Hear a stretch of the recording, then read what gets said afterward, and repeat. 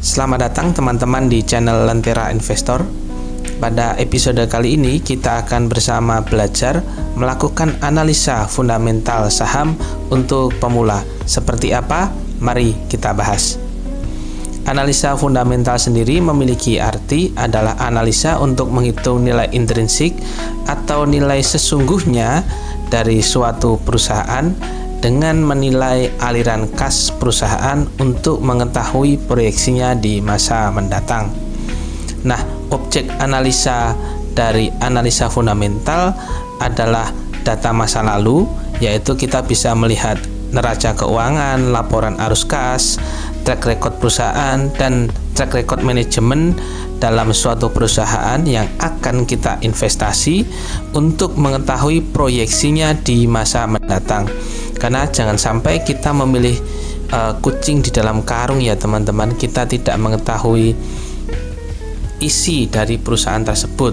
Kita berharap investasi kita mendapatkan keuntungan bukan kerugian, dan analisa fundamental ini sangat penting bagi teman-teman yang ingin mendapatkan passive income dari investasi saham. Nah, pada episode kali ini kita akan belajar membaca istilah-istilah keuangan seperti itu yang sederhana. Jadi akan kita bahas mulai dari istilah aset, liabilitas, dan equity. Jadi teman-teman harus membedakan ya antara aset, kewajiban atau liabilitas atau hutang, lalu ada modal atau ekuitas. Jadi aset adalah total dari kewajiban dan modal. Itu juga sama dengan ketika kita ingin mencari berapa modal perusahaan, bisa kita lihat ketika aset dikurangi dengan kewajiban. Nah, kewajiban ini juga kita bisa lihat nanti ada kewajiban jangka panjang atau jangka pendek di laporan keuangan. Nah, dengan contohnya ini bisa dilihat di aplikasi RTI ya teman-teman. Teman-teman bisa mendownloadnya di Play Store dan App Store, sangat mudah dan sudah ada datanya semua. Jadi di sini sebagai contoh ada perusahaan dengan aset 35 triliun, lalu mempunyai hutang atau liabilitas 10,8 dan ekuitas atau modal 24,6. Jadi jika liabilitas dan ekuitas ini ditambahkan, maka totalnya akan sama dengan aset ini. Nah, selanjutnya kita akan melihat price to book value. Jadi ini adalah harga dibandingkan nilai buku. Jadi semakin tinggi price to book value-nya berarti saham ini termasuk semakin mahal.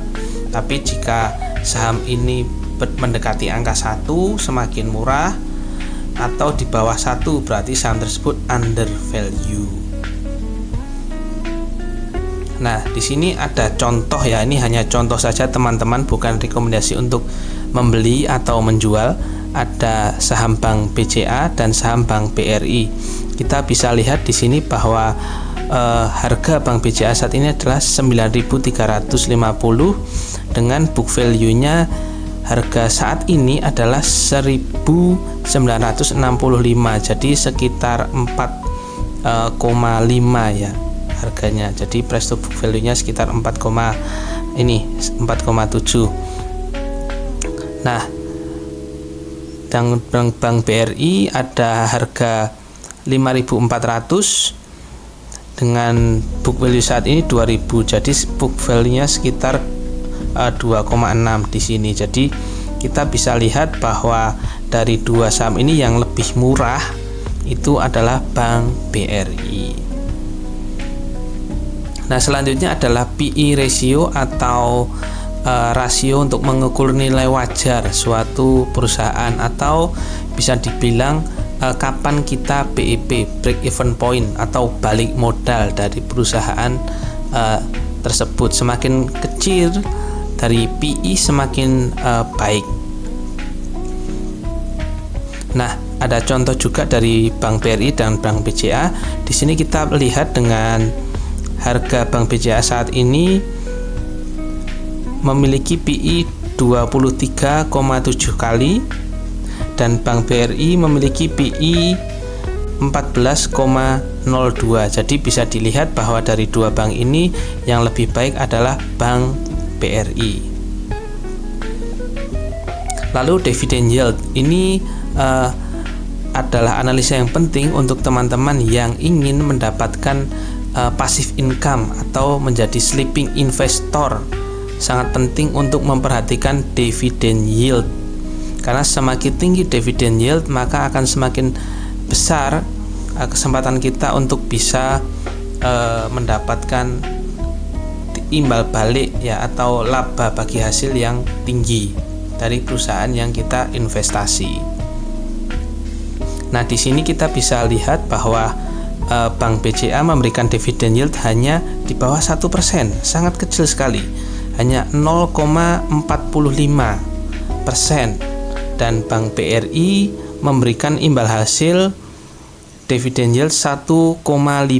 Jadi bisa dibilang walaupun ini lebih besar Bank BRI ya, tapi kita harus sebagai investor harus berpikir juga bahwa ketika kita investasi di deposito misalnya, kita bisa mendapatkan sekitar 5%. Jadi ketika kita investasi di sektor banking ini apakah masih menarik?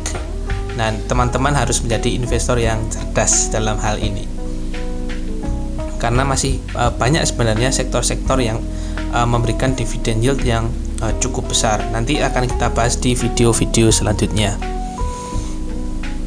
Lalu debt to equity ratio atau tingkat hutang perusahaan. Jadi semakin rendah DER semakin baik ya, tapi ini tidak bisa kita gunakan pada sektor banking. Jadi saya menggunakan contoh yang lain. Di sini ada Matahari Department Store, LPPF, dan Ramayana dengan kode RALS.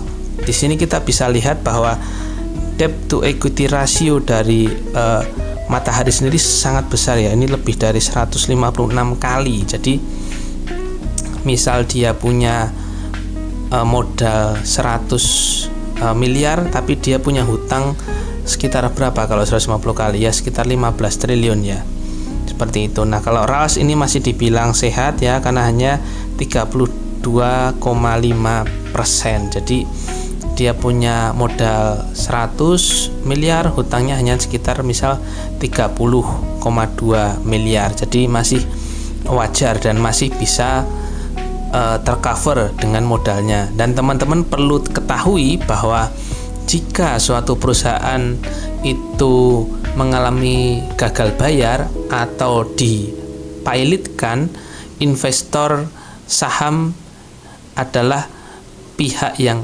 paling terakhir mendapatkan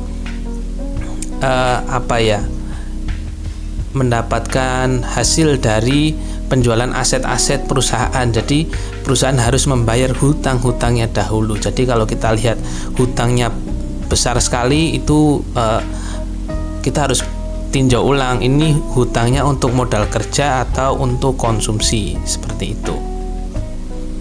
Nah, itu saja teman-teman untuk video kali ini. Terima kasih karena sudah menonton. Jika teman-teman memiliki saran dan kritik bisa tulis di kolom komentar. Terima kasih dan sampai jumpa di video selanjutnya.